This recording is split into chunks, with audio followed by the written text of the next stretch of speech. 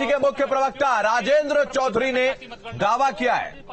यानी है ये चुनाव जनता ने स्वयं लड़ा है और मैं कह सकता हूं कि निश्चित रूप में लोकतांत्रिक परंपराओं की, सनातन संस्कृति के अनुरक्षण की और राष्ट्रवाद की विजय होगी।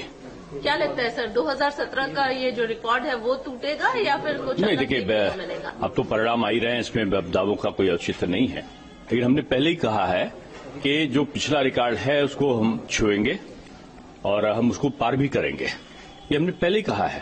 लेकिन अब जब मतगणना शुरू हो चुकी है, मैं इतना ही कह सकता हूं कि विपक्ष को भी शब्दों के संयम रखना चाहिए और ये लोकतंत्र का महापर्व है और इसमें उत्तर प्रदेश की प्रगति के लिए सभी को मिलकर काम करना चाहिए। शब्दों के संयम की बात आपने की। अखिलेश यादव ने बाकायदा ट्वीट किया हुआ है कि अब जो है हमारे जो कार्यकर्ता हैं पूरी तरीके से नजर बनाए हुए हैं काउंटिंग को लेकर। ये बाकायदा ये एक कह सकते हैं कि ट्वीट है और उसके पहले देखिए, जनता पहले ही नजर बना चुकी है किसको उसको कैसे चुनना है।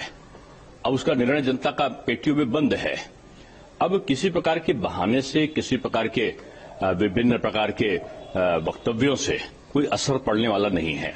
मैं इतना ही कह सकता हूं कि समय की प्रतीक्षा करिए और उत्तर प्रदेश अब प्रगति की ओर बढ़ चुका है और ये विकास की यात्रा अब रुकने वाली नहीं है। ये विकास की यात्रा और तेज गति से आगे बढ़ेगी। मुख्यमंत्री दिनेश दे दिए कि सर एक भैया लाइव है, राजेंद्र चौधरी जी हमारे साथ हैं। सर, वोटों की गिनती शुरू हो गई है, रुझान आने शुरू हो गए हैं, क्या देख रहे हैं? रुझानों की तस्वीर क्या बनती दिख रही है? नहीं, रुझान अभी नहीं आ रहे हैं, अभी प्रारंभिक सूचनाएं हैं। उत्तर प्रदेश में समाजवादी पार्टी की सरकार बनेगी, श्री अखिलेश यादव जी मुख्यमंत्री होंगे। जिस तरह का व्यापक जन समर्थन समाजवादी पार्टी के साथ रहा है, चुनाव में जो रैलियां हुई हैं अखिलेश जी की, ये तय है कि उत्तर प्रदेश की जनता लोकतंत्र के पक्ष में फैसला करने जा रही है। श्री अखिलेश यादव जी मुख्यमंत्री होंगे। आप लोग शुरू से सरकारी मशीनरी के दुरुपयोग का आरोप लगाते रहे। आज गोंडा में कुछ प्रदेश में सत्ता का दुरुपयोग भारतीय जनता पार्टी ने किया है। 5 वर्ष से लगातार वो सत्ता का दुरुपयोग कर रही है। जनता मूक दृष्टा नहीं हो सकती है, जनता सब देखती है, सब जानती है।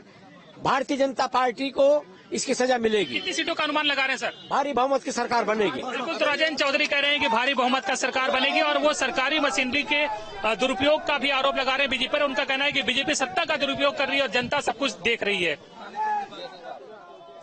कहा कि रुझान से कुछ नहीं होता, जो भी होगा देखा।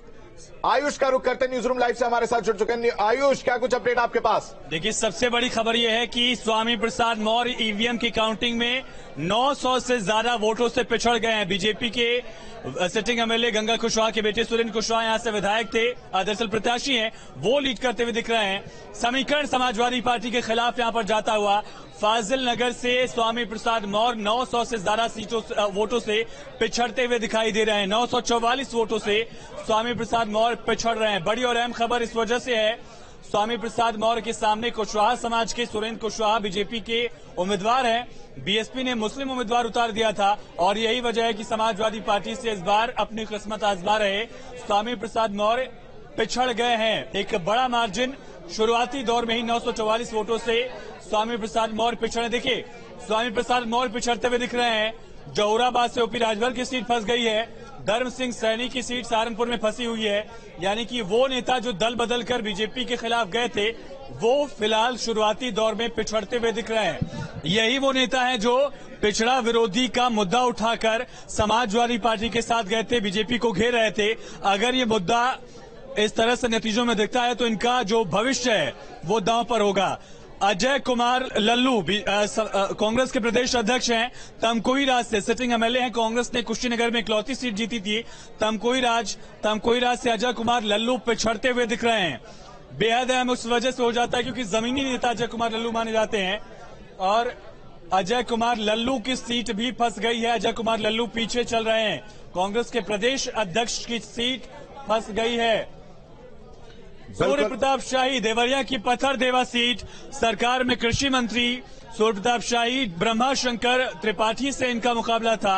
ब्रह्मा शंकर त्रिपाठी समाजवादी पार्टी के कद्दावर नेता रहे हैं, त्रिपाठी पीछे चल रहे हैं।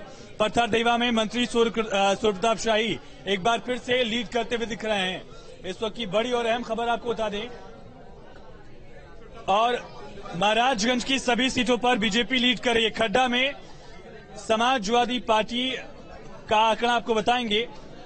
इसके अलावा आपको बता दें कि पत्थरदेवा से बीजेपी के कृषि मंत्री सरकार में सूर्य प्रताप शाही आगे हैं, ब्रह्मा शंकर त्रिपाठी पीछे चल रहे हैं। पडरौना सीट जो आरपीएन सिंह की एक वक्त सीट हुआ करती थी, स्वामी प्रसाद मौर्य यहां से चुनाव लड़ चुके हैं।